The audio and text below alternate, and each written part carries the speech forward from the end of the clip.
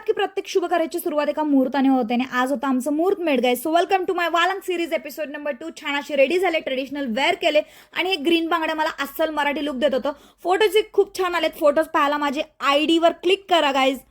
त्यानंतर सिटीमध्ये हे सगळं करतात का नाही मला माहित नाही, पण खेडेगावात ही सगळी आजही पद्धत आहे, आजही परंपरा आहे. आता स्वतःचा कार्यक्रम होता म्हणून जवळून अनुभवायला भेटलं, खूप छान वाटलं. मुहूर्तमेढ म्हणजेच कोणत्याही शुभकार्याची सुरुवात करणे, त्याचसोबत मुहूर्तमेढमध्ये एक खांब किंवा जो रोवला जातो आणि ह्याची पूजा करतात, हळदी कुंकू लावून आरती करतात, नैवेद्य दाखवतात आणि आरती सर्वांनी मिळून केली. आणि गाईज, तुम्हाला जर सिनेमॅटिक शॉर्ट्स पाहायचे असतील तर मी ID मेन्शन करते कॅप्शनमध्ये. खूप छान सिनेमॅटिक व्हिडिओज आलेले आहेत. सो कॅप्शनमध्ये जा, ID पहा. आता मी म्हटलं तुम्हाला हे सर्व लग्नासारखं करतात. लग्नामध्ये कसे हळद जात्यावर दळतात तसे इथेही हळद दळायला सुरू होती आणि तुम्ही पाहू शकताय सर्व लेडीज गाणी म्हणत हळद दळत होते. त्या जात्याला छान पद्धतीने डेकोर केलं. इथं शिदोरी किंवा दुर्डीही आली होती आणि सर्व रिलेटिव्सला बघून मला खूप छान वाटलं गाईज.